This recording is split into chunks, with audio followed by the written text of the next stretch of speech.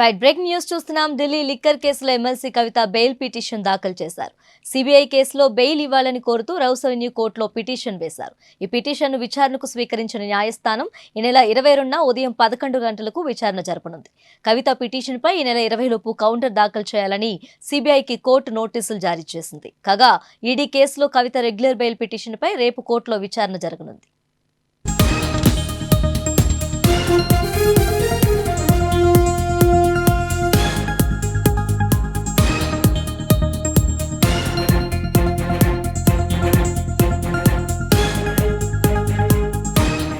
అంతకుముందు Delhi liquor scam కేసులో MLC కవితకు రౌస్ అవెన్యూ కోర్టు ఈ నెల 23 వరకు జ్యుడిషియల్ కస్టడీ విధించింది.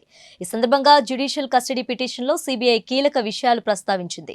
3 రోజుల కస్టడీలో కవిత విచారణకు సహకరించలేదని కోర్టుకు సిబిఐ తెలిపింది. శరత్చంద్రారెడ్డి నుంచి కవిత తీసుకున్న 14 కోట్లపై ప్రశ్నించామని, లేని భూమిని విక్రయించిన వ్యవహారంపై ఆమె సమాధానాలు చెప్పలేదని చెప్పింది.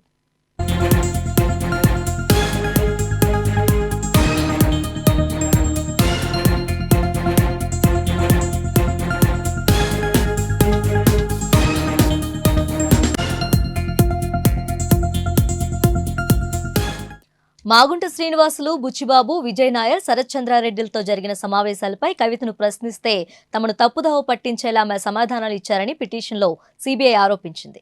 కవిత బయటకొస్తే సాక్షులు ప్రభావం చేయగలని, ఆధారాలు ధ్వంసం చేసే అవకాశం ఉందని కోర్టుకు వివరించింది. అందుకే జ్యుడిషియల్ కస్టడీకి కోరుతున్నట్లు కోర్టుకు తెలిపింది. దీంతో కోర్టు ఆమెకు 9 రోజుల పాటు జ్యుడిషియల్ కస్టడీ విధించింది.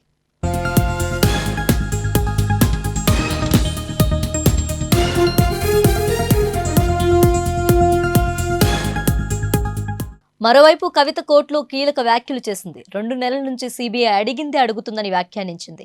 ఇది సిబిఐ కస్టడీ కాదు, బీజేపీ కస్టడీ అన్న కవిత బయట బీజేపీ అడిగిందే లోపల సిబిఐ అడుగుతుందని ఆరోపించింది.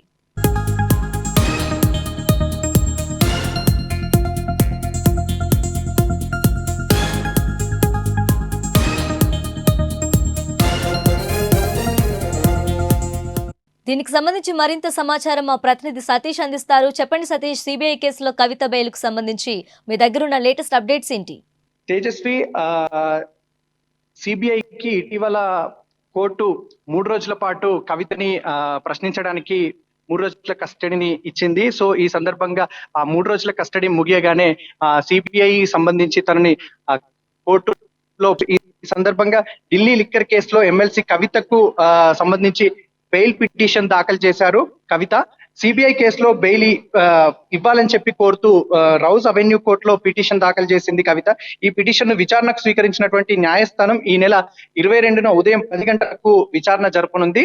అయితే దీనికి సంబంధించి కవిత పిటిషన్ పై ఈ నెల 20 లోపు కౌంటర్ దాఖలు చేయాలని చెప్పి సిబిఐకి కూడా కోర్టు చెప్పడం జరిగింది. దానికి సంబంధించి నోటీసులు కూడా జారీ చేసింది. అయితే ఈడీ కేసులో కవిత రెగ్యులర్ బెయిల్ పిటిషన్ పై దానికి సంబంధించి చూస్తే విచారణ జరగనుంది. ఇక అంతకుముందు ఢిల్లీ లిక్కర్ స్కామ్ కేసులో సంబంధించి ఎమ్మెల్సీ కవితకు రౌస్ అవెన్యూ కోర్టు ఈ నెల 23 వరకు జ్యుడిషియల్ కస్టడీ విధించింది. ఈ సందర్భంగా జ్యుడిషియల్ కస్టడీ పిటిషన్ లో సిబిఐ కీలక విషయాలు ప్రస్తావించింది. అంటే 3 రోజుల కస్టడీలో వాళ్ళు ఏవైతే కవితకు సంబంధించినటువంటి విచారణకు సహకరించలేదని చెప్పి అడిగిన ప్రశ్నలకు సమాధానాలు చెప్పకుండా పక్కదోవ పట్టించే విధంగా చేశారని చెప్పి కోర్టుకు చెప్పారు. అట్లాగే కవితను ఏదైతే శరత్చంద్రారెడ్డి నుంచి కవిత తీసుకున్నటువంటి 14 కోట్లపై ప్రశ్నించామని చెప్పి, లేని భూమిని విక్రయించిన వ్యవహారంపై ఆమె సమాధానాలు చెప్పలేదని చెప్పి కూడా సిబిఐ కోర్టుకు వివరించింది. ఇక ఎవరైతే మాగుంట శ్రీనివాసులు, బుచ్చిబాబు, విజయ్ నాయర్, శరత్చంద్రారెడ్డిలతో జరిగినటువంటి సమావేశాలపై కూడా కవితను ప్రశ్నిస్తే ఆమె సమాధానాలు ఇచ్చారని చెప్పి ఇక పిటిషన్ లో దీనికి సంబంధించి సిబిఐ ఆరోపించింది. కవిత గనక బయటికి వస్తే సాక్ష్యాలను పక్కదో పట్టించే అవకాశం ఉంది, ప్రభావం చేస్తారని చెప్పి, అట్లాగే సాక్షులను కూడా బెదిరించే అవకాశం కూడా ఉందని చెప్పి కూడా కోర్టుకు సిబిఐ వివరించింది. అందుకే జ్యుడిషియల్ కస్టడీకి కోరుతున్నట్లుగా కూడా సిబిఐ కోర్టుకు తెలిపింది. అయితే దీంతో కోర్టు ఆమెకు 9 రోజుల పాటు జ్యుడిషియల్ కస్టడీ విధించింది. ఇక మరోవైపు కవిత కోర్టులో కీలక వ్యాఖ్యలు చేసింది. 2 నెలల నుంచి నన్ను సిబిఐ అడిగిందే అడుగుతున్నారని చెప్పి కూడా కోర్టుకు తను చెప్పడం జరిగింది. ఇక ఇది సిబిఐ కస్టడీ కాదు, బీజేపీ కస్టడీ అని చెప్పి కవిత అంది. అదే విధంగా బయట బీజేపీ అడిగిందే లోపల సిబిఐ అడుగుతోందని చెప్పి ఆరోపించింది. సో మొత్తానికైతే మార్చి 15వ తారీఖు కవితను హైదరాబాద్ లో వాళ్ళ ఇంటి వద్ద ఈడీ సోదాలు చేసి అరెస్ట్ చేసి తనను తీసుకెళ్లడం జరిగింది. 2 సార్లు ఈడీ అధికారులు తనను విచారించారు. తర్వాత తనని తీహార్ జైలుకు పంపించారు. ఆ తర్వాత ఎవరైతే సిబిఐ అధికారులు ఉన్నారో వాళ్ళు కూడా మేము 2022 డిసెంబర్ లో కవితను దీనికి సంబంధించి హాజరు కావాలని చెప్తే తను హాజరు కాలేదు. మాకు తనని విచారించడానికి పర్మిషన్ ఇవ్వాలని చెప్పి కోర్టును అడగగా వాళ్ళు ఏప్రిల్ 6వ తారీఖు సిబిఐ ప్రశ్నించడం కూడా జరిగింది.